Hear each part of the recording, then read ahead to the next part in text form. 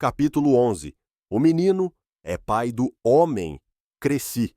E nisso é que a família não interveio. Cresci naturalmente, como crescem as magnólias e os gatos. Talvez os gatos são menos matreiros. E com certeza as magnólias são menos inquietas do que eu era na minha infância. Um poeta dizia que o menino é pai do homem. Se isto é verdade, vejamos alguns lineamentos do menino. Desde os 5 anos, merecera eu a alcunha de menino diabo. E verdadeiramente não era outra coisa. Fui dos mais malignos do meu tempo. Arguto, indiscreto, traquinas e voluntarioso. Por exemplo, um dia quebrei a cabeça de uma escrava porque me negaram uma colher do doce de coco que estava fazendo. E, não contente com o malefício, deitei um punhado de cinza ao tacho. E não satisfeito da travessura, fui dizer à minha mãe que a escrava é que estragara o doce por pirraça. E eu tinha apenas 6 anos. Prudêncio, um moleque de casa, era o meu cavalo de todos os dias. Punha as mãos no chão, recebia um cordel nos queixos. À guisa de freio, eu trepava-lhe ao dorso, com uma varinha na mão.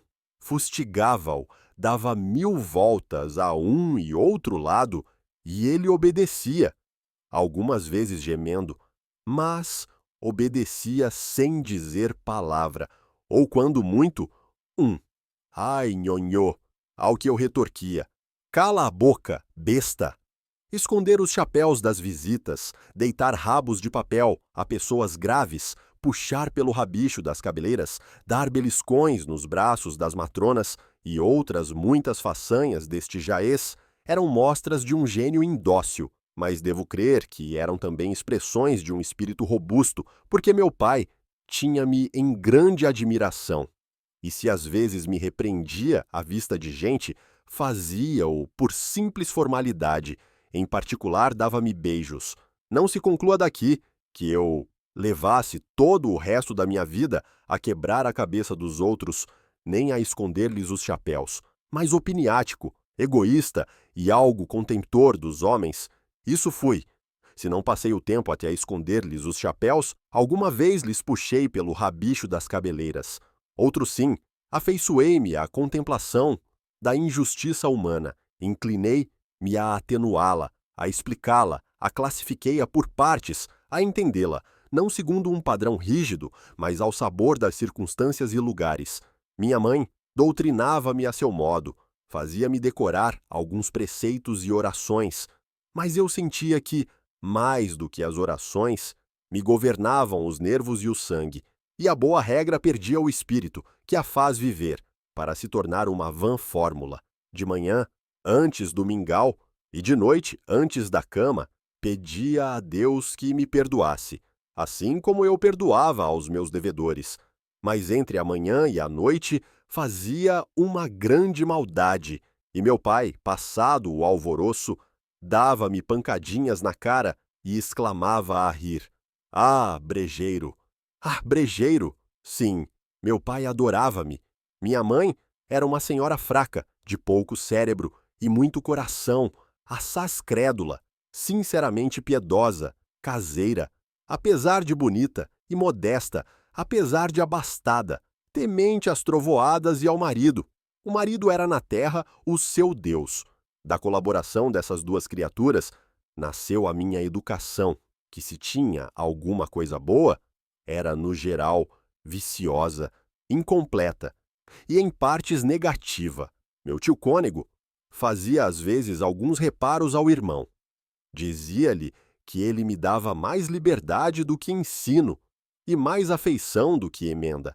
Mas meu pai respondia que aplicava na minha educação um sistema inteiramente superior ao sistema usado, e por este modo, sem confundir o irmão, iludia-se a si próprio.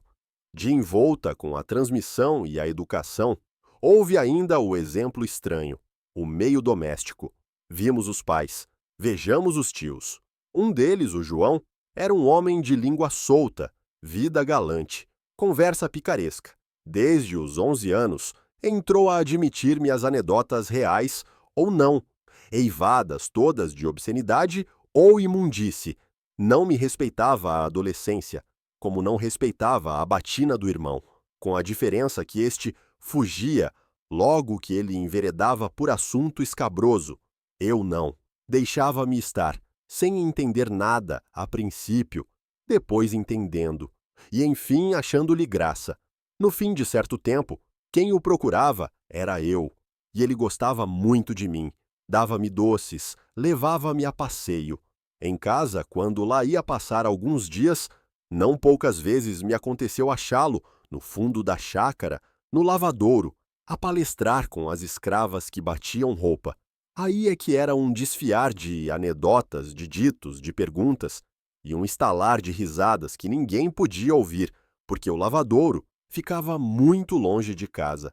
As pretas, com uma tanga no ventre, a arregaçar-lhes um palmo dos vestidos, umas dentro do tanque, outras fora, inclinadas sobre as peças de roupa, a batê-las, a ensaboá-las, a torcê-las, iam ouvindo e redarguindo as pilhérias do tio João, e a comentá-las de quando em quando com esta palavra: Cruz, diabo!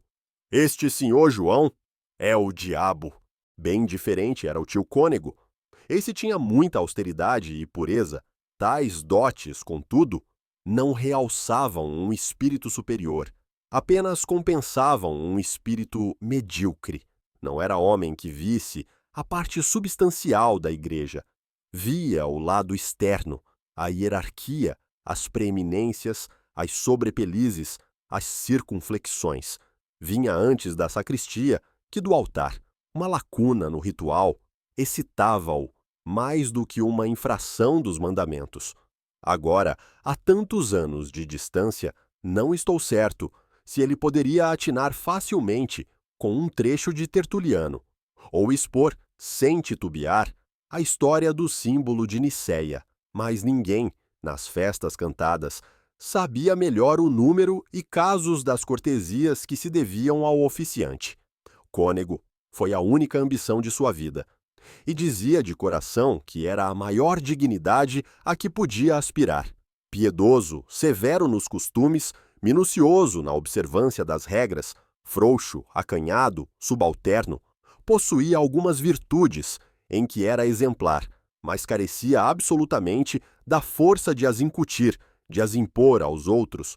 Não digo nada de minha tia materna, deemerenciana, e, aliás, era a pessoa que mais autoridade tinha sobre mim. Essa diferençava-se grandemente dos outros, mas viveu pouco tempo em nossa companhia, uns 2 anos. Outros parentes e alguns íntimos não merecem a pena de ser citados. Não tivemos uma vida comum, mas intermitente, com grandes claros de separação.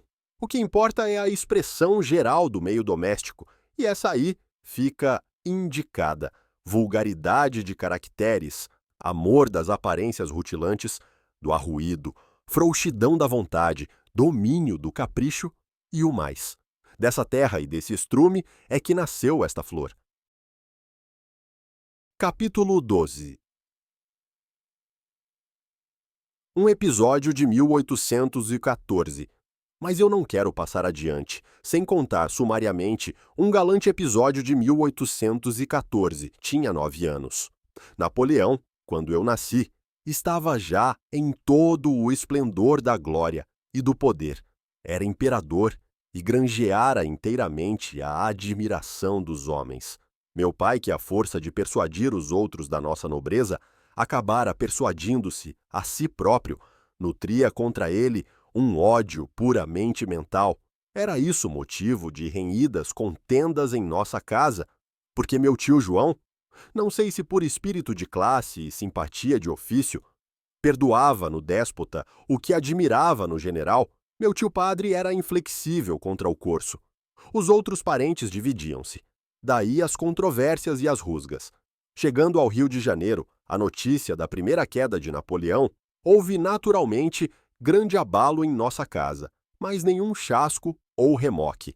Os vencidos, testemunhas do regozijo público, julgaram mais decoroso o silêncio. Alguns foram além e bateram palmas. A população, cordialmente alegre, não regateou demonstrações de afeto à real família. Houve iluminações, salvas, Te-Deum, cortejo e aclamações. Figurei nesses dias com um espadim novo, que meu padrinho me dera no dia de Santo Antônio. E, francamente, interessava-me mais o espadim do que a queda de Bonaparte. Nunca me esqueceu esse fenômeno. Nunca mais deixei de pensar comigo que o nosso espadim é sempre maior do que a espada de Napoleão. E notem que eu ouvi muito discurso quando era vivo, li muita página rumorosa de grandes ideias e maiores palavras, mas não sei por quê, no fundo dos aplausos que me arrancavam da boca, lá ecoava alguma vez este conceito de experimentado. Vai-te embora, tu só cuidas do espadim. Não se contentou a minha família em ter um quinhão anônimo no regozijo público, entendeu o oportuno e indispensável celebrar a destituição do imperador com um jantar, e tal jantar que o ruído das aclamações chegasse aos ouvidos de Sua Alteza, ou, quando menos, de seus ministros. Dito e feito. Veio abaixo toda a velha prataria. Herdada do meu avô, Luís Cubas, vieram as toalhas de Flandres, as grandes jarras da Índia. Matou-se um capado. Encomendaram-se as madres da ajuda, as compotas e as marmeladas. Lavaram-se, arearam-se, poliram-se as salas, escadas, castiçais, arandelas, as vastas mangas de vidro, todos os aparelhos do luxo clássico. Dada a hora, achou-se reunida uma sociedade seleta, o juiz de fora, 3 ou 4 oficiais militares, alguns comerciantes e letrados, vários funcionários da administração, uns com suas mulheres e filhas, outros sem elas, mas todos comungando no desejo de atolar a memória de Bonaparte no papo de um peru. Não era um jantar, mas um Te-Deum. Foi o que pouco mais ou menos disse um dos letrados presentes, o Dr. Vilaça, glosador insigne, que acrescentou aos pratos de casa o acepipe das musas. Lembra-me, como se fosse ontem, lembra-me de o ver erguer-se, com a sua longa cabeleira de rabicho, casaca de seda, uma esmeralda no dedo, pedir a meu tio padre que lhe repetisse o mote, e repetido o mote, cravar os olhos na testa de uma senhora. Depois, tossir, alçar a mão direita, toda fechada, menos o dedo índice, que apontava para o teto, e assim, posto e composto, devolver o mote glosado. Não fez uma glosa, mas 3. Depois, jurou aos seus deuses não acabar mais. Pedia um mote, davam-lhe, ele glosava-o prontamente, e logo pedia outro e mais outro, a tal ponto que uma das senhoras presentes não pôde calar a sua grande admiração. "A senhora diz isso", retorquia modestamente o Vilaça, "porque nunca ouviu o Bocage como eu ouvi, no fim do século, em Lisboa. Aquilo sim, que facilidade! E que versos! Tivemos lutas de 1 e 2 horas, no botequim do Nicola, a glosarmos, no meio de palmas e bravos. Imenso talento o do Bocage. Era o que me dizia há dias a senhora Duquesa de Cadaval. E estas 3 palavras últimas, expressas com muita ênfase, produziram em toda a Assembleia um frêmito de admiração e pasmo, pois esse homem tão dado, tão simples, além de pleitear com poetas, discreteava com duquesas, um Bocage e uma Cadaval. Ao contato de tal homem, as damas sentiam-se superfinas, os varões olhavam-no com respeito, alguns com inveja, não raros com com incredulidade. Ele, entretanto, ia a caminho, a acumular adjetivo sobre adjetivo, advérbio sobre advérbio, a desfiar todas as rimas de tirano e de usurpador. Era a sobremesa. Ninguém já pensava em comer. No intervalo das glosas, corria um burburinho alegre, um palavrear de estômagos satisfeitos. Os olhos moles e úmidos, ou vivos e cálidos, espreguiçavam-se ou saltitavam de uma ponta à outra da mesa, atulhada de doces e frutas. Aqui o ananás, em fatias, ali o melão em talhadas. As compoteiras de cristal, deixando ver o doce de coco, finamente ralado, amarelo como uma gema. Ou então, o melado escuro e grosso, não longe do queijo e do cará. De quando em quando, um riso jovial, amplo, desabotoado, um riso de família, vinha quebrar a gravidade política do banquete. No meio do interesse grande e comum, agitavam-se também os pequenos e particulares. As moças falavam das modinhas que haviam de cantar ao cravo, e do minuete e do solo inglês. Nem faltava a matrona, que prometesse bailar um oitavado de compasso, só para mostrar como folgara nos seus bons tempos de criança. Um sujeito, ao pé de mim, dava a outro notícia recente dos negros novos, que estavam a vir, segundo cartas que recebera de Loanda, uma carta em que o sobrinho lhe dizia ter já negociado cerca de 40 cabeças, e outra carta em que trazia-as justamente na algibeira, mas não as podia ler naquela ocasião. O que afiançava é que podíamos contar, só nessa viagem, uns 120 negros, pelo menos. Traz, traz, traz, fazia o Vilaça batendo com as mãos uma na outra. O rumor cessava de súbito, como um estacado de orquestra, e todos os olhos se voltavam para o glosador. Quem ficava longe aconcheava a mão atrás da orelha para não perder palavra.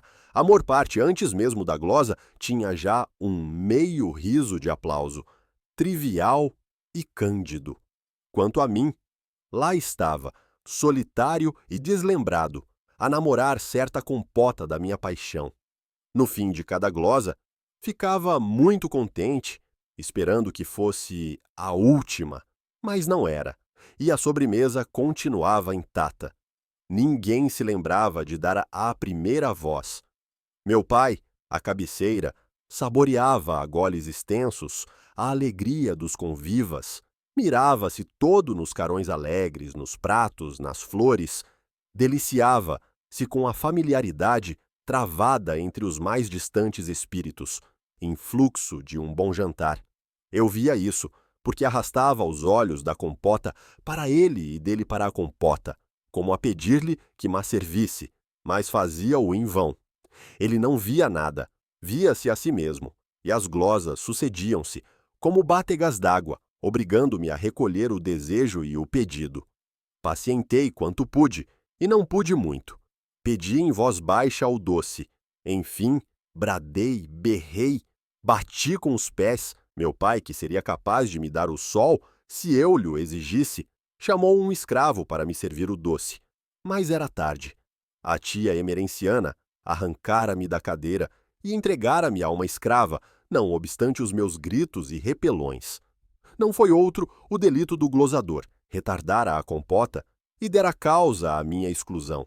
Tanto bastou para que eu cogitasse uma vingança, qualquer que fosse, mas grande e exemplar, coisa que de alguma maneira o tornasse ridículo. Que ele era um homem grave, doutor Vilaça, medido e lento, 47 anos, casado e pai. Não me contentava o rabo de papel, nem o rabicho da cabeleira. Havia de ser coisa pior. Entrei a espreitá-lo durante o resto da tarde, a segui-lo, na chácara, aonde todos desceram a passear.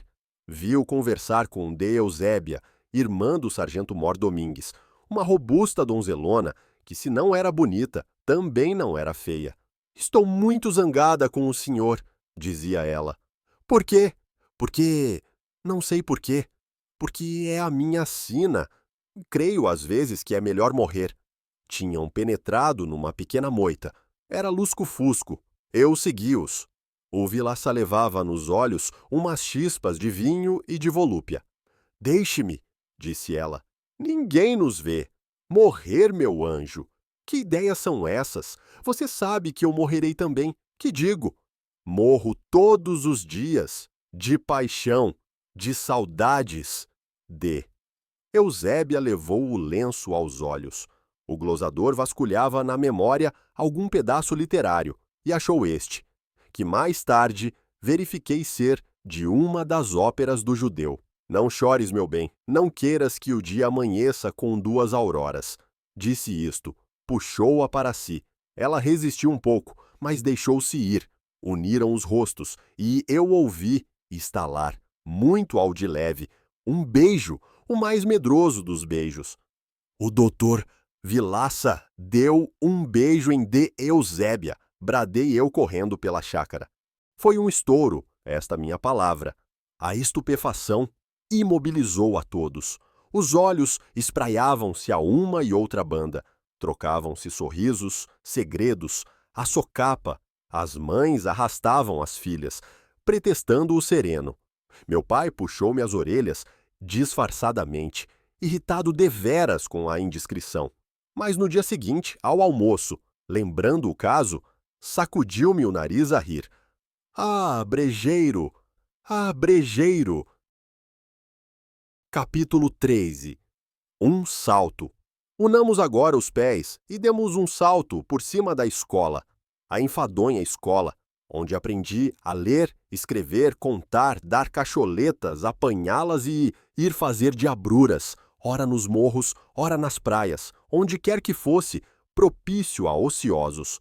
Tinha amarguras esse tempo. Tinha os ralhos, os castigos, as lições árduas e longas e pouco mais, muito pouco e muito leve. Só era pesada a palmatória. E ainda assim, ó palmatória, terror dos meus dias pueris, tu que foste o compele intrare, com que um velho mestre, ossudo e calvo, me incutiu no cérebro o alfabeto, a prosódia, a sintaxe, e o mais que ele sabia, benta palmatória, tão praguejada dos modernos, quem me dera ter ficado sob o teu jugo, com a minha alma imberbe, as minhas ignorâncias, e o meu espadim, aquele espadim de 1814, tão superior à espada de Napoleão. Que querias tu, afinal? Meu velho mestre de primeiras letras, lição de cor e compostura na aula. Nada mais, nada menos do que quer a vida, que é das últimas letras. Com a diferença que tu, se me metias medo, nunca me meteste zanga. Vejo-te ainda agora entrar na sala, com as tuas chinelas de couro branco, capote, lenço na mão, calva à mostra, barba rapada. Vejo-te sentar, bufar, grunhir, absorver uma pitada inicial e chamar-nos depois a lição. E fizeste isto durante 23 anos, calado, obscuro, pontual, metido numa casinha da Rua do Piolho, sem enfadar o mundo com a tua mediocridade, até que um dia deste, o grande mergulho nas trevas, e ninguém te chorou, salvo um preto velho, ninguém, nem eu, que te devo os rudimentos da escrita. Chamava-se Ludgero o Mestre. Quero escrever-lhe o nome todo nesta página, Ludgero Barata, um nome funesto, que servia aos meninos de eterno mote a chufas. Um de nós, o Quincas Borba, esse então, era cruel com o pobre homem. 2, 3 vezes por semana havia de lhe deixar na algibeira das calças, umas largas calças de enfiar, ou na gaveta da mesa, ou ao pé do tinteiro, uma barata morta. Se ele a encontrava ainda nas horas da aula, dava um pulo, circulava os olhos chamejantes, dizia-nos os últimos nomes. Éramos sevandijas, capadócios, malcriados, moleques. Uns tremiam, outros rosnavam, o Quincas Borba, porém, deixava-se estar quieto, com os olhos espetados no ar. Uma flor, o Quincas Borba. Nunca em minha infância, nunca em toda a minha vida, achei um menino mais gracioso, inventivo e travesso. Era a flor, e não já da escola, senão de toda a cidade. A mãe, viúva, com alguma coisa de seu, adorava o filho, e trazia-o amimado, asseado, enfeitado, com um vistoso pajem atrás, um pajem que nos deixava gazear a escola, ir caçar ninhos de pássaros, ou perseguir lagartixas nos morros do Livramento e da Conceição, ou simplesmente arruar, à toa, como 2 peraltas sem emprego, e de imperador. Era um gosto ver o Quincas Borba fazer de imperador nas festas do Espírito Santo. De resto, nos nossos jogos pueris, ele escolhia sempre um papel de rei, ministro, general, uma supremacia, qualquer que fosse. Tinha garbo ou traquinas, e gravidade, certa magnificência nas atitudes, nos meneios. Quem diria que... Suspendamos a pena, não adiantemos os sucessos. Vamos de um salto a 1822, data da nossa independência política e do meu primeiro cativeiro pessoal. É isso, do meu... Capítulo 14. O primeiro beijo. Tinha 17 anos. Pungia-me um buçuzinho que eu forcejava por trazer a bigode. Os olhos, vivos e resolutos, eram a minha feição, verdadeiramente máscula. Como ostentasse certa arrogância, não se distinguia bem se era uma criança, com fumos de homem, se um homem com ares de menino. Ao cabo, era um lindo garção, lindo e audaz, que entrava na vida de botas e esporas, chicote na mão e sangue nas veias, cavalgando um corcel nervoso, rijo, veloz, como o corcel das antigas baladas, que o romantismo foi buscar ao castelo medieval, para dar com ele nas ruas do nosso século. O pior é que o estafaram a tal ponto, que foi preciso deitá-lo à margem onde o realismo o veio achar, comido de lazeira e vermes, e por compaixão o transportou para os seus livros. Sim, eu era esse garção bonito, airoso, abastado, e facilmente se imagina que mais de uma dama inclinou diante de mim a fronte pensativa, ou levantou para mim os olhos cobiçosos. De todas, porém, a que me cativou logo foi não sei se diga. Este livro é casto, ao menos na intenção. Na intenção é castíssimo, mas vá lá, ou se há de dizer tudo ou nada. A que me cativou foi uma dama espanhola, Marcela, a linda Marcela, como lhe chamavam os rapazes do tempo. E tinham razão os rapazes. Era filha de um hortelão das Astúrias, disse-mo ela mesma, num dia de sinceridade, porque a opinião aceita é que nascera de um letrado de Madrid, vítima da invasão francesa, ferido, encarcerado, espingardeado, quando ela tinha apenas 12 anos. Cosas de Espanha. Quem quer que fosse, porém, o pai, letrado ou hortelão, a verdade é que Marcela não possuía a inocência rústica e mal chegava a entender a moral do código. Era boa moça, lépida, sem escrúpulos, um pouco tolhida pela austeridade do tempo, que lhe não permitia arrastar pelas ruas os seus estovamentos e berlindas. Luxuosa, impaciente, amiga de dinheiro e de rapazes. Naquele ano, morria de amores por um certo Xavier, sujeito abastado e tísico, uma pérola. Via pela primeira vez no Rócio Grande, na noite das luminárias, logo que constou a declaração da independência, uma festa de primavera, um amanhecer da alma pública. Éramos dois rapazes, o povo e eu. Vínhamos da infância, com todos os arrebatamentos da juventude. Via sair de uma cadeirinha, airosa e vistosa, um corpo esbelto, ondulante, um desgarre, alguma coisa que nunca achara nas mulheres puras. Segue-me, disse ela ao pajem, e eu seguia, tão pajem como o outro, como se a ordem me fosse dada, deixei-me ir namorado, vibrante, cheio das primeiras auroras. A meio caminho, chamaram-lhe Linda Marcela. Lembrou-me que ouvira tal nome a meu tio João, e confesso que fiquei tonto. 3 dias depois, perguntou-me meu tio, em segredo, se queria ir a uma ceia de moças, nos Cajueiros. Fomos, era em casa de Marcela. O Xavier, com todos os seus tubérculos, presidia ao banquete noturno, em que eu pouco ou nada comi, porque só tinha olhos para a dona da casa. Que gentil que estava a espanhola.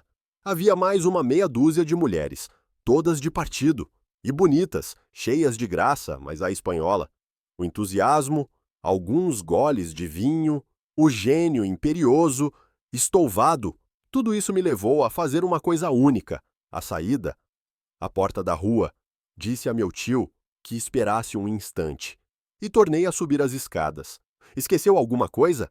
Perguntou Marcela, de pé, no patamar. O lenço. Ela ia abrir-me caminho para tornar à sala. Eu segurei-lhe nas mãos, puxei-a para mim e dei-lhes um beijo. Não sei se ela disse alguma coisa, se gritou, se chamou alguém. Não sei nada.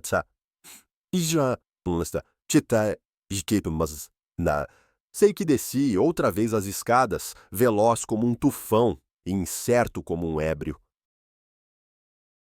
Capítulo 15. Marcela. Gastei 30 dias para ir do Rocio Grande ao coração de Marcela, não já cavalgando o corcel do cego desejo, mas o asno da paciência, a um tempo manhoso e teimoso, que, em verdade, há dois meios de granjear a vontade das mulheres, o violento, como o touro de Europa, e o insinuativo, como o cisne de Leda, e a chuva de ouro de Danae, 3 inventos do Padre Zeus, que por estarem fora da moda, aí ficam trocados no cavalo e no asno. Não direi as traças que urdi, nem as peitas, nem as alternativas de confiança e temor, nem as esperas baldadas, nem nenhuma outra dessas coisas preliminares. Afirmo-lhes que o asno foi digno do corcel, um asno de Sancho, deveras filósofo, que me levou à casa dela. No fim do citado período, apeei-me, bati-lhe na anca e mandei-o pastar.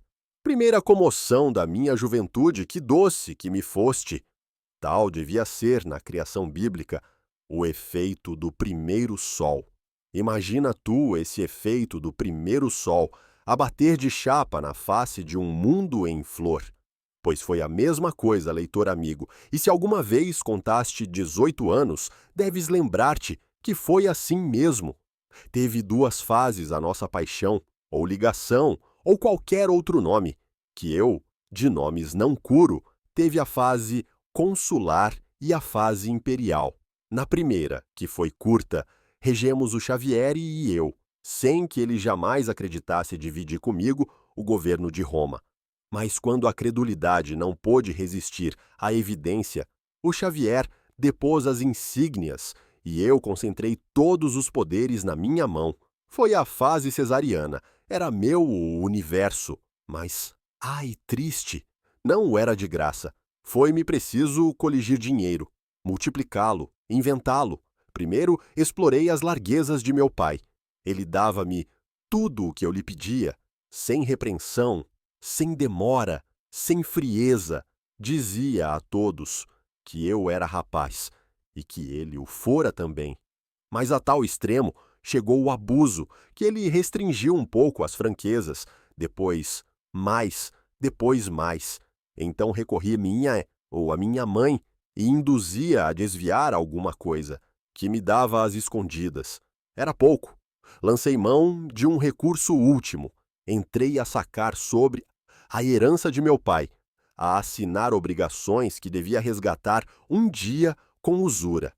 Em verdade, dizia-me Marcela, quando eu lhe levava alguma seda, alguma joia.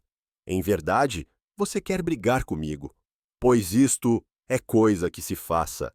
Um presente tão caro.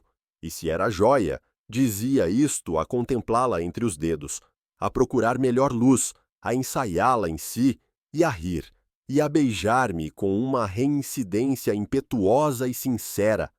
Mas, protestando, derramava-se-lhe a felicidade dos olhos, e eu sentia-me feliz com vê-la assim. Gostava muito das nossas antigas dobras de ouro, e eu levava-lhe quantas podia obter. Marcela juntava-as todas dentro de uma caixinha de ferro, cuja chave ninguém nunca jamais soube onde ficava. Escondia-a por medo dos escravos. A casa em que morava, nos Cajueiros, era própria. Eram sólidos e bons os móveis, de jacarandá lavrado, e todas as demais alfaias, espelhos, jarras, baixela, uma linda baixela da Índia, que lhe doara um desembargador, baixela do diabo, deste-me grandes repelões aos nervos. Disse-o muita vez a própria dona. Não lhe dissimulava o tédio que me faziam esses e outros despojos dos seus amores de antanho. Ela ouvia-me e ria, com uma expressão cândida e outra coisa, que eu nesse tempo não entendia bem. Mas agora, relembrando o caso, penso que era um riso misto, como devia ter a criatura que nascesse, por exemplo, de uma bruxa de Shakespeare com um serafim de Klopstock. Não sei se me explico. E porque tinha notícia dos meus zelos tardios, parece que gostava de os assolar mais. Assim foi que um dia, como eu lhe não pudesse dar certo colar, que ela vira num joalheiro, retorquiu-me que era um simples gracejo, que o nosso amor não precisava de tão vulgar estímulo. Não lhe perdoo.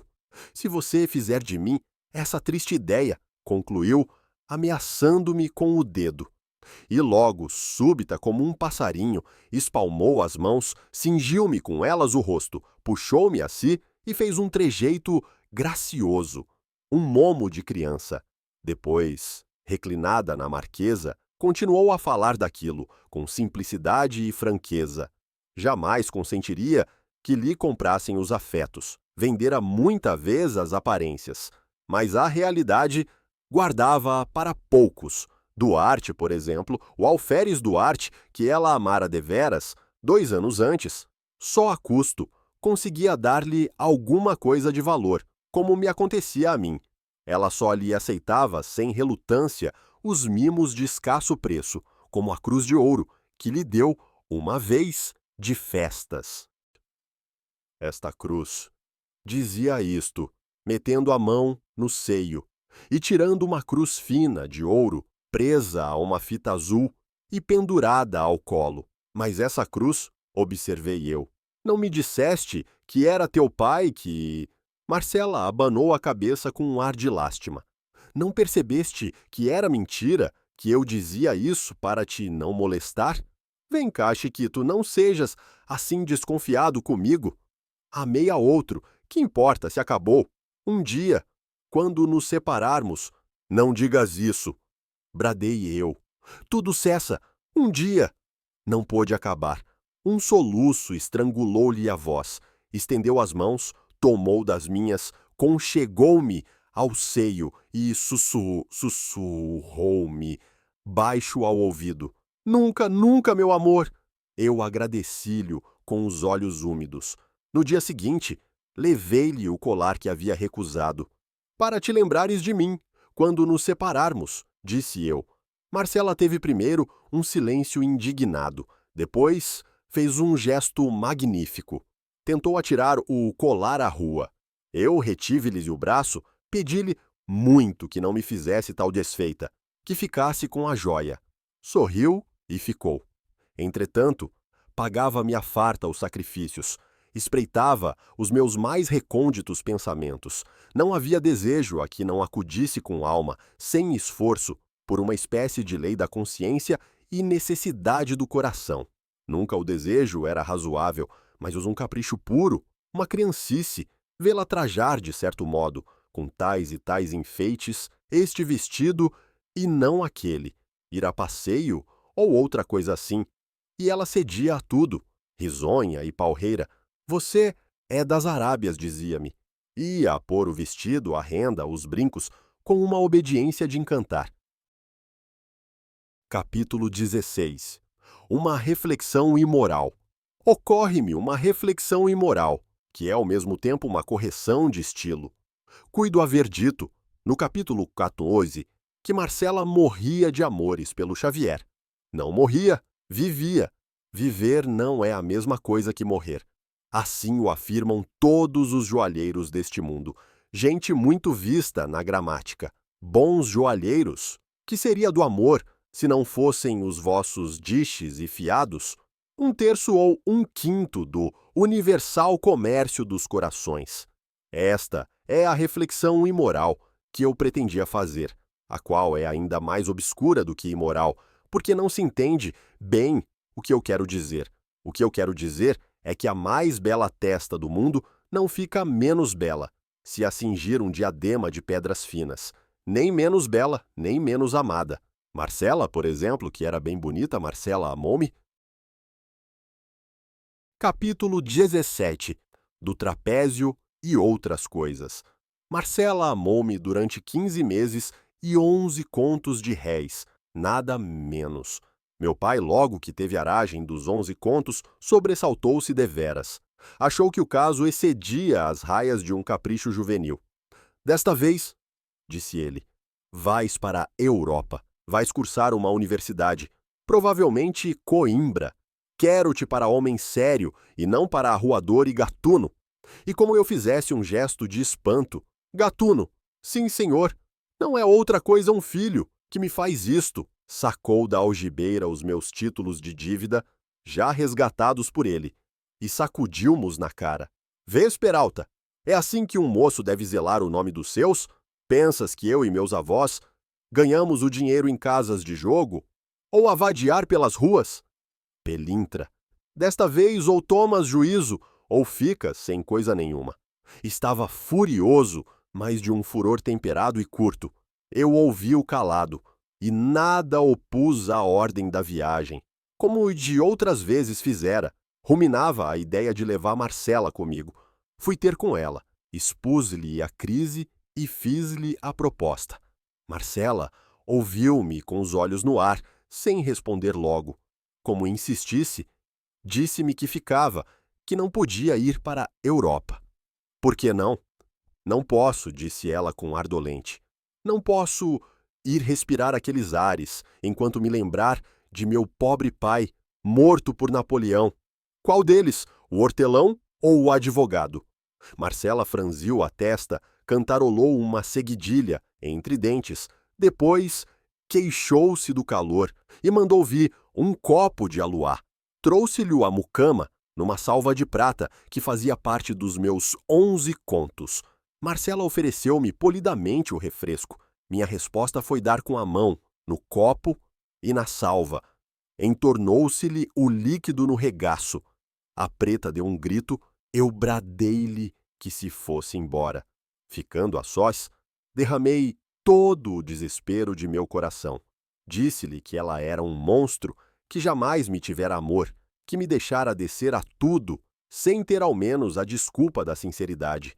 Chamei-lhe muitos nomes feios, fazendo muitos gestos descompostos. Marcela deixara-se estar sentada, a estalar as unhas nos dentes, fria como um pedaço de mármore. Tive ímpetos de a estrangular, de a humilhar ao menos, subjugando-a a meus pés. Ia talvez fazê-lo, mas a ação trocou-se noutra. Fui eu que me atirei aos pés dela, contrito e súplice. Beijei-lhes. Recordei aqueles meses da nossa felicidade solitária. Repeti-lhe os nomes queridos de outro tempo, sentado no chão, com a cabeça entre os joelhos dela, apertando-lhe muito as mãos. Ofegante, desvairado, pedi-lhe com lágrimas que me não desamparasse. Marcela esteve alguns instantes a olhar para mim, calados ambos, até que brandamente me desviou e com um ar enfastiado. Não me aborreça, disse. Levantou-se, sacudiu o vestido, ainda molhado, e caminhou para a alcova. Não! Bradei eu! Não hás de entrar! Não quero! E a lançar-lhe as mãos. Era tarde. Ela entrara e fechara-se. Saí desatinado. Gastei 2 mortais horas em vaguear pelos bairros mais excêntricos e desertos, onde fosse difícil dar comigo. Ia mastigando o meu desespero, com uma espécie de gula mórbida. Evocava os dias, as horas, os instantes de delírio, e ora me comprazia em crer que eles eram eternos, que tudo aquilo era um pesadelo. Ora, enganando-me a mim mesmo, tentava rejeitá-los de mim, como um fardo inútil. Então resolvia embarcar imediatamente para cortar a minha vida em 2 metades, e deleitava-me com a ideia de que Marcela, sabendo da partida, ficaria ralada de saudades e remorsos. Que ela amara minha tonta devia de sentir alguma coisa, uma lembrança qualquer, como do alferes Duarte. Nisto, o dente do ciúme enterrava-se-me no coração. Toda a natureza bradava que era preciso levar Marcela comigo. Por força, dizia eu, ferindo o ar com uma punhada. Enfim, tive uma ideia salvadora. Ah, trapézio dos meus pecados, trapézio das concepções abstrusas. A ideia salvadora trabalhou nele, como a do emplasto, capítulo 2. Era nada menos que fasciná-la muito, deslumbrá-la, arrastá-la. Lembrou-me pedir-lhe, por um meio, mais concreto do que a súplica. Não medi as consequências. Recorri a um derradeiro empréstimo. Fui à Rua dos Ourives, comprei a melhor joia da cidade. 3 diamantes grandes encastoados num pente de marfim. Corri à casa de Marcela. Marcela estava reclinada numa rede. O gesto mole e cansado, uma das pernas pendentes, a ver-se-lhe o pezinho calçado de meia de seda, os cabelos soltos, derramados, o olhar quieto e sonolento. Vem comigo, disse eu. Arranjei recursos. Temos muito dinheiro. Terás tudo o que quiseres. Olha, toma! E mostrei-lhe o pente com os diamantes. Marcela teve um leve sobressalto, ergueu metade do corpo e, apoiada num cotovelo, olhou para o pente durante alguns instantes curtos. Depois, retirou os olhos. Tinha-se dominado. Então, eu lancei-lhe as mãos aos cabelos. Coligi-os, enlacei-os à pressa, improvisei um toucado, sem nenhum alinho, e rematei-o com o pente de diamantes. Recuei, tornei a aproximar-me, corrigi-lhes as madeixas, abaixei-as de um lado, busquei alguma simetria naquela desordem, tudo com uma minuciosidade e um carinho de mãe. Pronto, disse eu. Doudo, foi a sua primeira resposta. A segunda foi puxar-me para si e pagar-me o sacrifício com um beijo, o mais ardente de todos. Depois, tirou o pente, admirou muito a matéria e o lavor, olhando a espaços para mim e abanando a cabeça, com um ar de repreensão. Ora você, dizia, vens comigo? Marcela refletiu um instante. Não gostei da expressão com que passeava os olhos de mim para a parede, e da parede para a joia, mas toda a má impressão se desvaneceu quando ela me respondeu resolutamente. Vou. Quando embarcas? Daqui a 2 ou 3 dias. Vou. Agradeci-lhe de joelhos. Tinha achado a minha Marcela dos primeiros dias e disse-lhe. Ela sorriu e foi guardar a joia enquanto eu descia a escada. Capítulo 18. Visão do corredor. No fim da escada, ao fundo do corredor escuro, parei alguns instantes para respirar, apalpar-me, convocar as ideias dispersas, reaver-me, enfim, no meio de tantas sensações profundas e contrárias. Achava-me feliz. Certo é que os diamantes corrompiam-me um pouco a felicidade, mas não é menos certo que uma dama bonita pode muito bem amar os gregos e os seus presentes. E depois, eu confiava na minha boa Marcela. Podia ter defeitos, mas amava-me. Um anjo, murmurei olhando para o teto do corredor. E aí, como um escárnio, vi o olhar de Marcela, aquele olhar que pouco antes me dera uma sombra de desconfiança, o qual chispava de cima de um nariz, que era ao mesmo tempo o nariz de Bacbará e o meu. Pobre namorado das 1001 noites. Vi-te ali mesmo correr atrás da mulher do vizir, ao longo da galeria, ela a acenar-te com a posse, e tu a correr, a correr, a correr, até a alameda comprida donde saíste à rua, onde todos os correeiros te apuparam e desancaram. Então pareceu-me que o corredor de Marcela era a alameda, e que a rua era a de Bagdá. Com efeito, olhando para a porta, vi na calçada 3 dos correeiros, um de batina, outro de libré, outro à paisana, os quais todos 3 entraram no corredor, tomaram-me pelos braços, meteram-me numa sege, meu pai à direita, meu tio cônego à esquerda, o da libré na boleia, e lá me levaram à casa do intendente de polícia, donde fui transportado a uma galera que devia seguir para Lisboa. Imaginem se resisti, mas toda a resistência era inútil. 3 dias depois, segui barra fora, abatido e mudo. Não chorava sequer. Tinha uma ideia fixa. Malditas ideias fixas. A dessa ocasião, era dar um mergulho no oceano, repetindo o nome de Marcela. Capítulo 19. A bordo.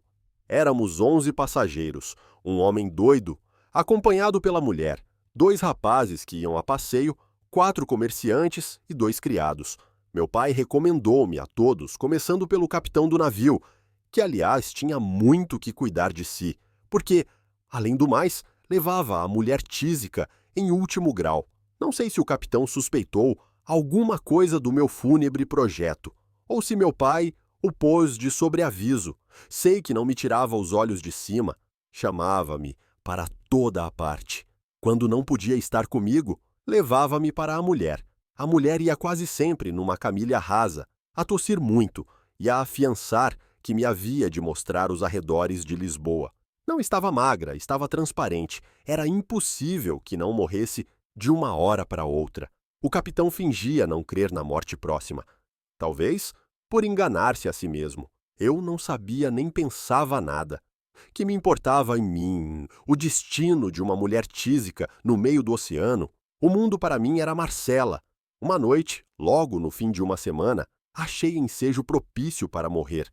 Subi cauteloso, mas encontrei o capitão, que junto à amurada tinha os olhos fitos no horizonte. Algum temporal? Disse eu. Não, respondeu ele estremecendo. Não. Admiro o esplendor da noite. Veja, está celestial. O estilo desmentia da pessoa, assaz rude e aparentemente alheia a locuções rebuscadas. Fitei-o. Ele pareceu saborear o meu espanto. No fim de alguns segundos, pegou-me na mão e apontou para a lua, perguntando-me por que não fazia uma ode à noite. Respondi-lhe que não era poeta. O capitão rosnou alguma coisa, deu 2 passos, meteu a mão no bolso, sacou um pedaço de papel muito amarrotado. Depois, à luz de uma lanterna, leu uma ode horaciana sobre a liberdade da vida marítima. Eram versos dele. Que tal? Não me lembra o que lhe disse. Lembra-me que ele me apertou a mão com muita força e muitos agradecimentos. Logo depois, recitou-me 2 sonetos. Ia recitar-me outro quando o vieram chamar, da parte da mulher. Lá vou, disse ele, e recitou-me o 3º soneto, com pausa, com amor. Fiquei só, mas a musa do capitão varrera-me do espírito os pensamentos maus. Preferi dormir, que é um modo interino de morrer. No dia seguinte, acordamos debaixo de um temporal que meteu medo a toda a gente, menos ao doido. Esse entrou a dar pulos, a dizer que a filha o mandava buscar, numa berlinda. A morte de uma filha fora a causa da loucura. Não, nunca me há de esquecer a figura hedionda do pobre homem, no meio do tumulto das gentes e dos uivos do furacão, a cantarolar e a bailar, com os olhos a saltarem-lhe da cara, pálido, cabelo arrepiado e longo. Às vezes parava, erguia ao ar as mãos ossudas, fazia umas cruzes com os dedos, depois um xadrez, depois umas argolas, e ria muito, desesperadamente. A mulher não podia já cuidar dele, entregue ao terror da morte. Rezava por si mesma a todos os santos do céu. Enfim, a tempestade amainou. Confesso que foi uma diversão excelente a tempestade do meu coração.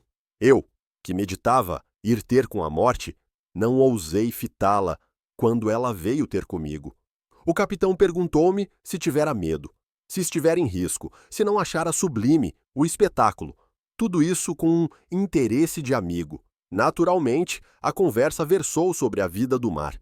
O capitão perguntou-me se não gostava de idílios piscatórios. Eu respondi-lhe ingenuamente que não sabia o que era. Vai ver, respondeu, e recitou-me um poemazinho, depois outro, uma égloga, e enfim 5 sonetos, com os quais rematou, nesse dia, a confidência literária. No dia seguinte, antes de me recitar nada, explicou-me o capitão que só por motivos graves abraçara a profissão marítima, porque a avó queria que ele fosse padre, e com efeito possuía algumas letras latinas. Não chegou a ser padre, mas não deixou de ser poeta, que era a sua vocação natural. Para prová-lo, recitou-me logo, de corpo presente, uma centena de versos. Notei um fenômeno. Os ademanes que ele usava eram tais que uma vez me fizeram rir. Mas o capitão, quando recitava, de tal sorte, olhava para dentro de si mesmo que não viu nem ouviu nada. Os dias passavam, e as águas e os versos, e com eles ia também passando a vida da mulher. Estava por pouco. Um dia, logo depois do almoço, disse-me o capitão que a enferma talvez não chegasse ao fim da semana. Já! Exclamei. Passou muito mal à noite. Fui vê-la, achei-a, na verdade, quase moribunda, mas falando ainda de descansar em Lisboa alguns dias antes de ir comigo a Coimbra, porque era seu propósito levar-me à universidade. Deixei-a consternado. Fui achar o marido a olhar para as vagas que vinham morrer no costado do navio e tratei de o consolar. Ele agradeceu-me, relatou-me a história dos seus âmperes, elogiou a fidelidade e a dedicação da mulher, relembrou os versos que lhe fez e recitou-mos. Neste ponto, vieram buscá-lo da parte dela. Corremos ambos. Era uma crise. Esse e o dia seguinte foram cruéis. O terceiro foi o da morte. Eu fugi ao espetáculo. Tinha-lhe repugnância. Meia hora depois, encontrei o capitão, sentado num molho de cabos, com a cabeça nas mãos, disse-lhe alguma coisa de conforto. Morreu como uma santa, respondeu ele. E para que estas palavras não pudessem ser levadas à conta de fraqueza, ergueu-se logo, sacudiu a cabeça e fitou o horizonte, com um gesto longo e profundo. Vamos, continuou, entreguemo-la à cova que nunca mais se abre. Efetivamente, poucas horas depois, era o cadáver lançado ao mar, com as cerimônias do costume. A tristeza murchara todos os rostos. O do viúvo trazia a expressão de um cabeço rijamente lascado pelo raio. Grande silêncio. A vaga abriu o ventre, acolheu o despojo, fechou-se. Uma leve ruga. E a galera foi andando. Eu deixei-me estar alguns minutos à popa, com os olhos naquele ponto incerto do mar, em que ficava um de nós. Fui dali ter com o capitão, para distraí-lo. Obrigado, disse-me ele, compreendendo a intenção. Creia que nunca me esquecerei dos seus bons serviços. Deus é que lhes há de pagar. Pobre Leocádia, tu te lembrarás de nós no céu. Enxugou com a manga uma lágrima importuna. Eu busquei um derivativo na poesia, que era a paixão de Tilly. Falei-lhe dos versos que me lera e ofereci-me para imprimi-los. Os olhos do capitão animaram-se um pouco. Talvez aceite, disse ele. Mas não sei. São bem frouxos versos. Jurei-lhe que não. Pedi que os reunisse e mos desse antes do desembarque. Pobre Leocádia, murmurou sem responder ao pedido. Um cadáver, o mar, o céu, o navio. No dia seguinte, veio ler-me um epicédio composto de fresco, em que estavam memoradas as circunstâncias da morte e da sepultura da mulher. Leu-mo com a voz comovida deveras e a mão trêmula. No fim, perguntou-me se os versos eram dignos do tesouro que perdera. São, disse eu. Não haverá estro, ponderou ele. No fim de um instante, mas ninguém me negará sentimento, se não é que o próprio sentimento prejudicou a perfeição. Não me parece. Acho os versos perfeitos. Sim, eu creio que... Versos de Marujo poeta. Ele levantou os ombros, olhou para o papel e tornou a recitar a composição, mas já então sem tremuras, acentuando as intenções literárias, dando relevo às imagens e melodia aos versos. No fim, confessou-me que era a sua obra mais acabada. Eu disse-lhe que sim. Ele apertou-me muito a mão e predisse-me um grande futuro. Capítulo 20. Bacharelo-me. Um grande futuro. Enquanto esta palavra me batia no ouvido, devolvia eu os olhos ao longe, no horizonte misterioso e vago. Uma ideia expelia outra. A ambição desmontava Marcela.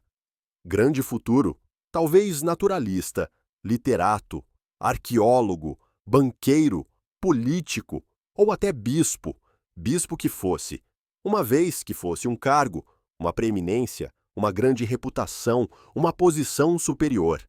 A ambição, dado que fosse águia, quebrou nessa ocasião o ovo e desvendou a pupila fulva e penetrante. Adeus, amores! Adeus, Marcela! Dias de delírio, joias sem preço, vida sem regime, adeus, cá me vou as fadigas e a glória, deixo-vos com as calcinhas da primeira idade. E foi assim que desembarquei em Lisboa e segui para Coimbra. A universidade esperava-me com as suas matérias árduas. Estudei-as muito mediocremente, e nem por isso perdi o grau de bacharel. Deram-mo com a solenidade do estilo, após os anos da lei, uma bela festa que me encheu de orgulho e de saudades, principalmente de saudades. Tinha eu conquistado em Coimbra uma grande nomeada de folião. Era um acadêmico estróina, superficial, tumultuário e petulante, dado às aventuras, fazendo romantismo prático e liberalismo teórico, vivendo na pura fé dos olhos pretos e das constituições escritas. No dia em que a universidade me atestou, em pergaminho, uma ciência que eu estava longe de trazer arraigada no cérebro, confesso que me achei, de algum modo, logrado, ainda que orgulhoso. Explico-me. O diploma era uma carta de alforria. Se me dava a liberdade, dava-me a responsabilidade. Guardei-o, deixei às margens do Mondego e vim por ali. Fora assaz desconsolado, mas sentindo já uns ímpetos, uma curiosidade, um desejo de acotovelar os outros, de influir, de gozar, de viver, de prolongar a universidade pela vida adiante.